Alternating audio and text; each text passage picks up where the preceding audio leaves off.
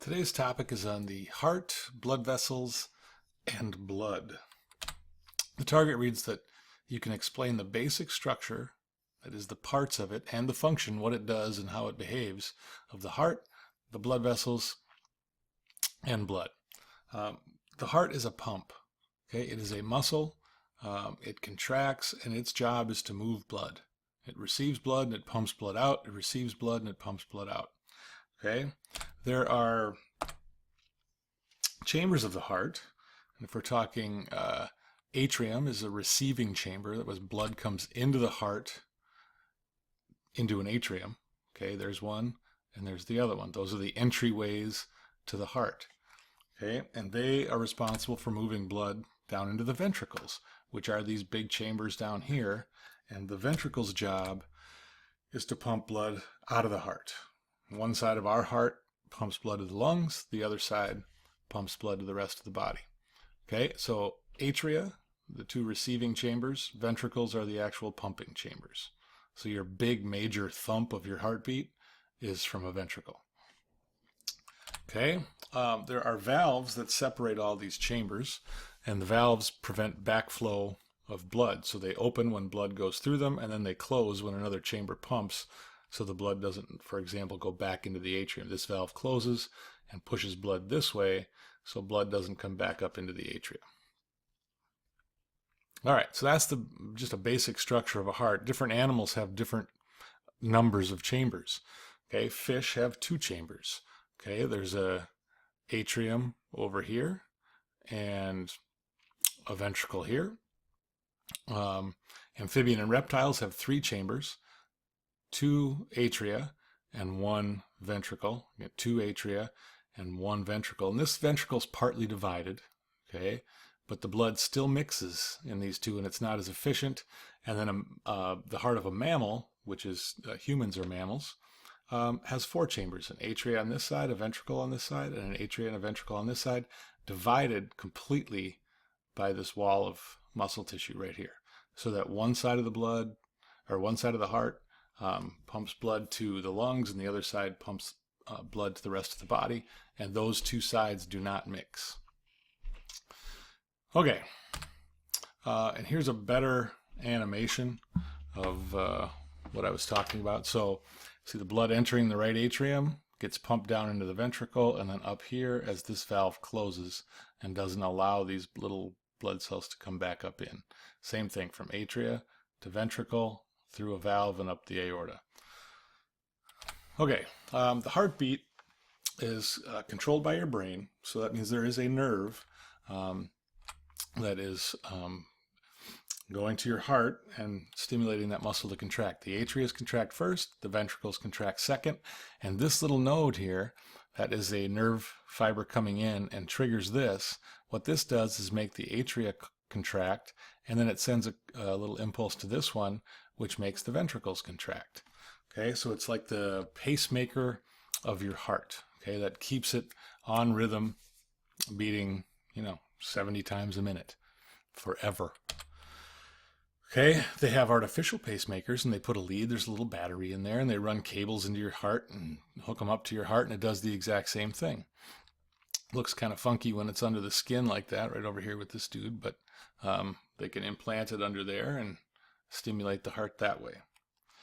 And again, here's a couple different animations. This one maybe bore the impulse, atria contract, impulse, ventricle, impulse, atria, impulse, ventricle. So it's just the heart is an electrical system, and there's little nerve wires that make the muscles contract. Okay. With blood vessels, there are 3 main types. First one is arteries. These are larger, they're thicker, they're stronger, and they carry blood away from the heart. So when the heart pumps and blood is coming out of the heart, it's going into an artery. Okay?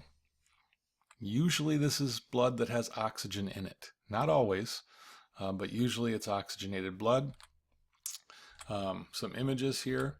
Now if you notice, we're down here, like this is a fairly thick, like this is, this whole thing, there's different layers to this artery, but it's a really thick, really strong blood vessel. And this is the inside of the artery with little red blood cells in there. Okay, again, here are the walls of the artery, and they are thick and strong and muscular. Here is a lipid deposit. This is when arteries narrow or they get brittle and blood doesn't flow through them, that cause heart attacks and high blood pressure and such, as when fatty plaque builds up on the inside of the blood vessels so that the blood can't flow through as easy. Okay, but that's arteries, carry blood away from the heart, and they're thicker and stronger. Okay, another type of blood vessel is a vein, and veins carry blood from the body back to the heart, and usually this blood does not have oxygen in it. The pulmonary veins are the exception. We'll go through that together.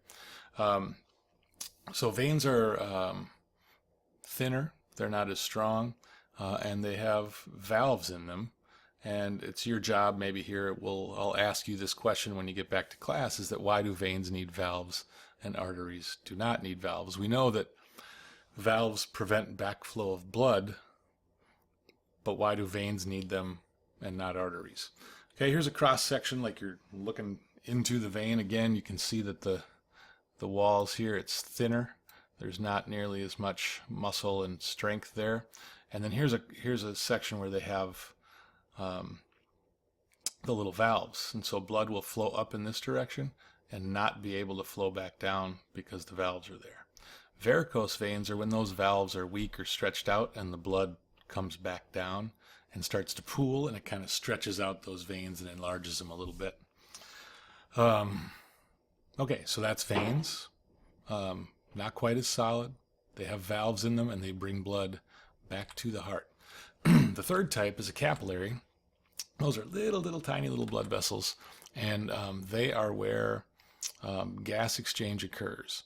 Okay, so things go in and out of the blood in a capillary. So you'll see here's a couple of little capillaries, and these are cells that the capillaries are surrounding, and oxygen and CO2 is diffusing in and out of those capillaries.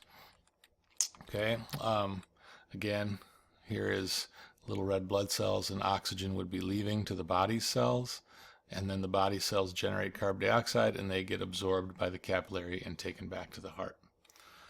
And again, this is a capillary bed.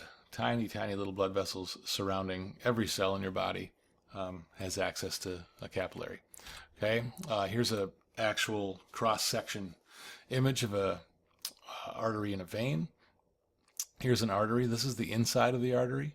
Okay, you can see it in here. Here is the thick muscle wall and more connective tissue. I mean, that's a really thick wall to the artery. Again, artery here, really thick wall, and the vein, not so much. Huge, right? It's big. The veins can be big, but the walls are thinner. Okay, again, here's a little tiny vein, little tiny thin wall, vein right there.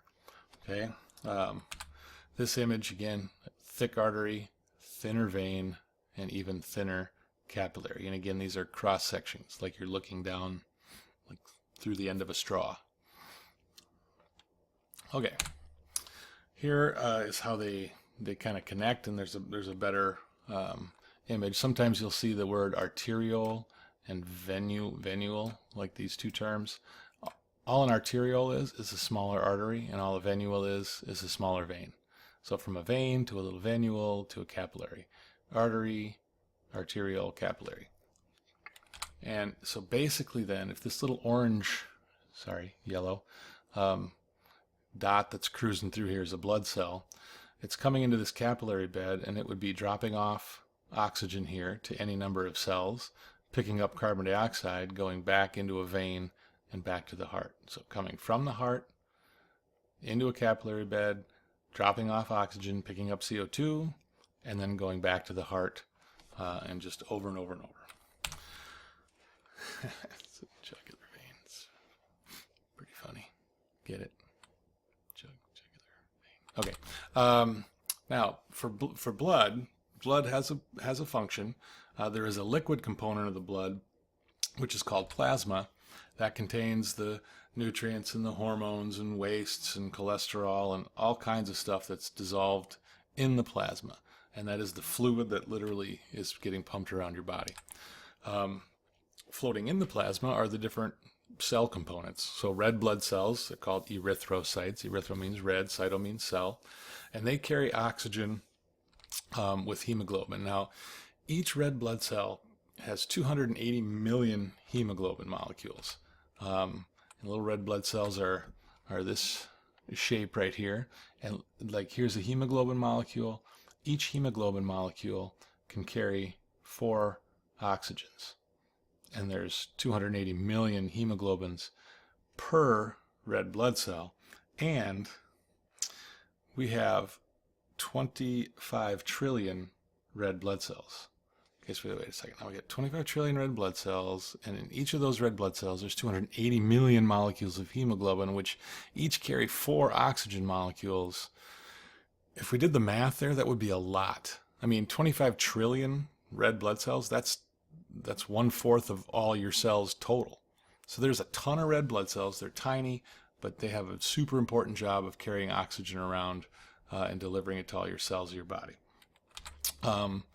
Yeah, that's a lot. Red blood cells, red blood cells. There's also white blood cells, and those are the ones, part of your immune system. They attack bacteria, help you with infections. As far as numbers go, that depends. If you're currently infected with something, your white blood cell count is going to be higher. If you are not infected with something, your white blood cell count is going to be lower. And sometimes that's a diagnostic test. When you go in, they do a white blood cell count to see if you have some kind of an infection. With white blood cells, there's a couple different kinds. We don't need to know the details of these, but there's not just one type of white blood cell. There are several, and those are listed there. And no, you will not have to know the names of each individual white blood cell. Okay, there's also these little things called platelets, and they're responsible for stopping the bleeding, clotting the blood. And those are those little white things with like little arms sticking out, and they latch together and they form a clot, and that plugs a hole and stops the bleeding. Okay, so we've got red blood cell, white blood cell, and a platelet. And just to repeat myself, that you do not have red blood and blue blood. Your blood is not blue in your veins. Oxygenated blood is a little brighter red, and blood that doesn't have oxygen is a little darker red. Okay, that ought to do it.